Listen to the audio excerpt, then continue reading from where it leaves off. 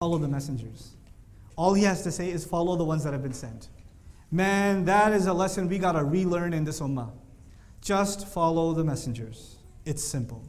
This religion is so beautiful. Allah gave us the legacy of the prophets ﷺ in the Quran. That legacy is supposed to inspire Rasulullah ﷺ himself. The messenger gets inspired when he hears about Musa. He gets inspired when he hears about Yusuf. So we're supposed to get inspired by them. Getting inspired by these prophets is a sunnah of Rasulullah sallallahu alaihi wasallam. I'll tell you a little story. I don't mean to insult anyone. I just want to be, I have to speak to my conscience, okay? And some experiences in my life I feel like I should share because they can help you. I gave a talk in Kuwait. I finished my talk, big security thing. You can't talk to people. They don't let you talk to people. So I snuck around the other side of the masjid and talked to people on the street. Right? And this lady came up to me and said, Akhi, you need to tell people, she had a book, you need to tell people that they have to learn the correct Aqeedah. And this is the book of the correct Aqeedah. And you need to teach this book so people have the right uluhiyah and rububiyyah and asma' sifat, because people do a lot of shirk because they don't have the right what? Aqeedah. I was like, thank you. What book is this? Is this Quran? Is this surah? No. This is a book of this chapters and these deviations that people have, and what people consider shirk and this and that and the other, and it protects people from making these kinds of mistakes. I was like, well, this is really complicated. I'm trying to study Islam. I'm scared right now. I feel like I might be a mushrik. She's like, Akhi, this is really important. You don't know this stuff? I was like, no, I don't know it. Don't you want to know it? I said, no, I don't want to know it either. But don't you want to have the right Aqeedah? I was like, yeah, I do. So maybe I should find out where Allah talks about Aqeedah in the Quran. Let me find the ayah of Aqeedah. There isn't one. Because the word Aqeedah doesn't exist in the Quran. If that word was that important, it would be where? So I have this really deviant idea, I'll tell you. It's a really crazy idea. I think the things Allah talks about are more important. I know that sounds blasphemous. And then I also think something else. I think prophets were the best teachers. I don't know if that sounds crazy. I know, it's really messed up. I think nobody taught Iman, not Aqeedah, because Aqeedah is not used in the Quran. What's used in the Quran? Nobody taught Iman better than Ibrahim alayhi salam, and Musa alayhi salam, and Isa alayhi salam. I think they're better than any scholar at teaching Iman. And I think before people learn something from a scholar, they should learn something from who? Prophets. My nation, follow the prophets, the ones who've been sent. And when I study Ibrahim alayhi salam, he just says the sun can't be God, the moon can't be God, the star can't be God. I turn my face towards the one who made everything. That doesn't seem so complicated. What you told me about these categories and these subheadings, and that was really hard. But when the prophets talk in their greatest, and I also think there is no better book than the Quran. Like if people should know a book, if there was one book they should know, it should be the Quran. I know this sounds crazy. But I think it has a supreme author. And in that book, when he decides to teach you about faith, he doesn't get philosophical, he doesn't get abstract, he doesn't discuss deviant concepts, he's not interested in any of it. He just says, straightforward, something that a poet can understand, something a philosopher can understand, something a farmer can understand, something a programmer can understand, something I can understand. It's easy. Something any human being can understand. Why do we have to complicate this terminology? Why do we have to complicate this conversation? When Allah's messengers, all of them, one of their great sunan, one of their great legacies is al-balaghul mubin. They communicate in a way that gets to your heart, and they just separate truth from falsehood. That's all they do. It's simple. It's not complicated. Allah subhanahu wa ta'ala called them brothers, and He called them that they are protectors of each other. وَالْمُؤْمِنُونَ وَالْمُؤْمِنَاتِ بَعْضُهُمْ أَوْلِيَاءُ بَعْضٍ. The believers, male and female, they are friends and protectors of each other. يَأْمُرُونَ بِالْمَعْرُوفِ وَيَنْهَوْنَ عَنِ الْمُنْكَرِ وَيُقِيمُونَ الصَّلَاةَ وَيُؤْتُونَ الزَّكَاةَ وَيُطِيعُونَ اللَّهَ وَرَسُولَهُ أُولَٰئِكَ سَيَرْحَمُهُمُ اللَّهُ. They are the ones Allah will have mercy over. First and foremost, they are believers in the Aqeedah Sahiha, the Aqeedah in Allah, the correct belief in Allah and His angels and His books and His messengers and the last day and the Qadr the pre-decree, good and bad. They believe in all these 6 pillars of Iman correctly. Bunya al-Islamu ala khams. And likewise, they follow that up with the 5 pillars of Islam. With Iman, with Islam. And thereafter, they try to be upon Ihsan. And that is, أن تعبد الله كأنك تراه فإن لم تكن تراه فإنه يراك. That you worship Allah, though you see Him, though you don't see Him, He sees you. And this is the way of the ghuraba. They have first and foremost the Aqeedah. As Jundub ibn Abdullah radiallahu anhu said, first we learnt Iman, then we learned the Quran, meaning the ahkam, the rules and regulations. And that thereafter increased us in Iman. So first and foremost, بدأوا بماذا؟ بدأوا بالإيمان. بدأوا بالرجوع إلى العقيدة الصحيحة. رجوع إلى العقيدة الصحيحة. حديث البطاقة, Sheikh Rabi Hafidullah says, the hadith al-bitaqa is proof. Proof that the heaviest on the scales on Yawm al-Qiyamah. The heaviest on the scales on Yawm al-Qiyamah is your aqeedah, is your belief. Why do you think the scholars, past and present, they write in volumes on aqeedah? الإيمان بالله, والإيمان بالرسول, والإيمان بالرسل كلهم, والإيمان كذلك بالأنبياء والملائكة, وكذلك باليوم الآخر, والقدر خير وشره. First hadith in Sahih Muslim. The hadith in first hadith in Sahih Muslim. The hadith when 2 of the tabi'een, when they met Ibn Umar radiallahu anhuma, and they said to them, there's a people in Iraq, they deny the qadr. He said what did he say, Ibn Umar radiallahu anhu? First hadith. He said, tell them I have nothing to do with them, and they have nothing to do with me. And even if they were to give charity the size of Uhud in gold, that will never benefit them until they believe in al-qadr. Aqeedah. Aqeedah comes first. Ya du'at al-Islam. Start with belief. And you will know, you learn the knowledge, you will know who the men are.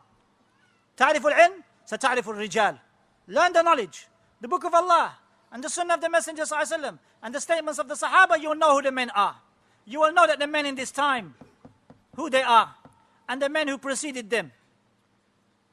So look at the time of the Sahaba radiallahu anhum, when they called to Tawheed, and the Messenger sallallahu alaihi wasallam himself called to Tawheed.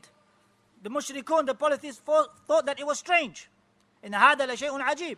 They said that this is something strange. And likewise, Ahlul Sunnah will come in the end of time, and they revive the deen of Allah, and they will call to Tawheed, and they will call to the Sunnah of the Messenger sallallahu alaihi wasallam, ala fahmi salafin as-salih, and this will be a revival of that which came before. And this will be they will be similar to those who came before. And that is what is praiseworthy. And they are the ghuraba. They are the strangers, and they're the ones we must love, the ghuraba. As the Messenger ﷺ said in hadith which is Sahih Muslim, بدأ الإسلام غريبا وسيعود غريبا كما بدأ فطوبى للغرباء. Islam began as something strange, and will return as something strange just as it began. So glad tidings for the strangers.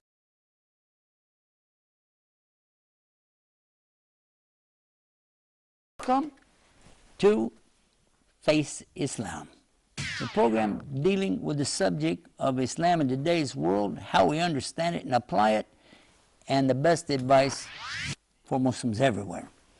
I want to talk about a word today. It's kind of popular in some circles of Muslims around the world, Arabic word, Aqeedah. Aqeedah. What is Aqeedah? By the way, just being able to say an Arabic word doesn't mean you really know what it means. Aqeedah is the essence of the belief in Islam. It is the total composition of everything we believe is in our Aqeedah. The correct Aqeedah, of course, is what we're looking for, the correct belief system.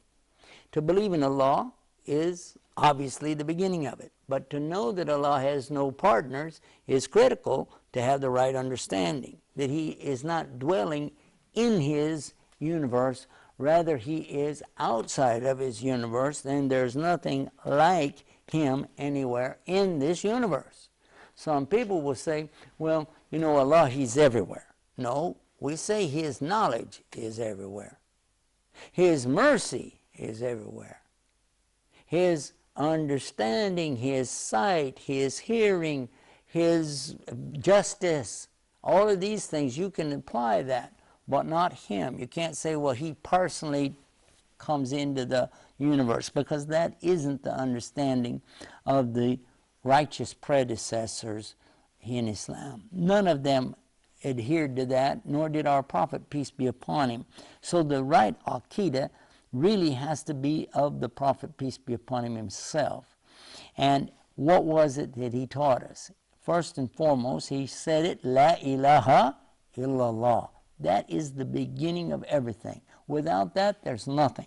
One of the famous scholars in Egypt recently wrote a book, and it's called The Secret Word. Actually, I think he called it The Sacred Word in English, Sacred Word.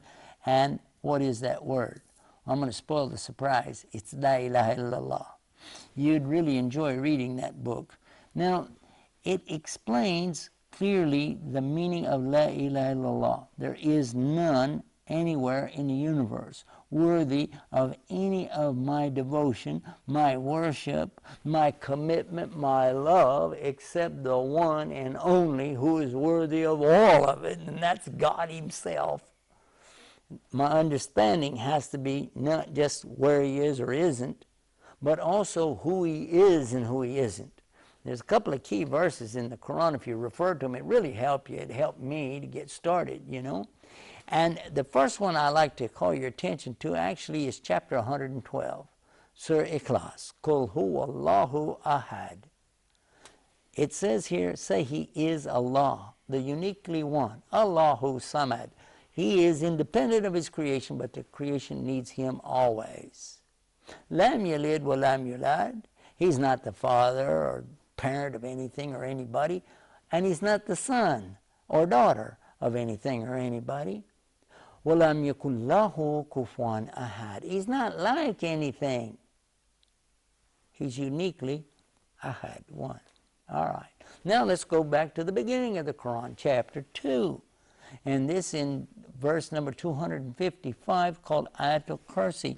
Do you know it says it real clear? أعوذ بالله من الشيطان الرجيم. الله لا إله إلا هو الحي القيوم لا تأخذه سنة ولا نوم له ما في السماوات وما في الأرض من ذا الذي يشفع عنده إلا بإذنه يعلم ما بين أيديهم وما خلفهم ولا يحيطون بشيء من علمه إلا بما شاء وسع كرسيه السماوات والأرض ولا يؤوده حفظهما وهو العلي العظيم.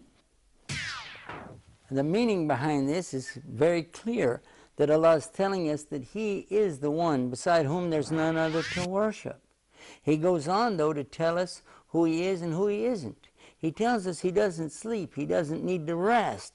He tells us he's the owner of the entire universe, the creator and sustainer of all. He even goes on to tell us that all knowledge is only from him, and you don't have any unless he gives it to you.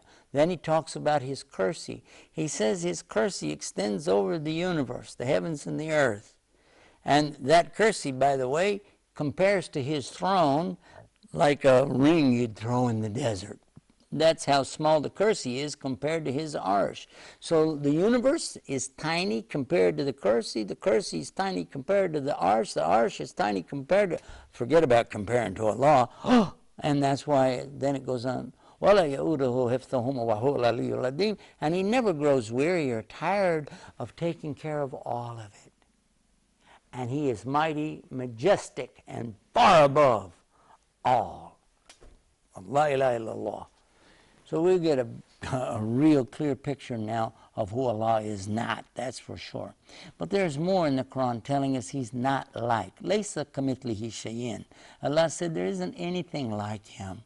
We understand from this that the true Aqeedah in Islam is to understand that the uniqueness of Allah goes beyond anything we can imagine, and that he is the only one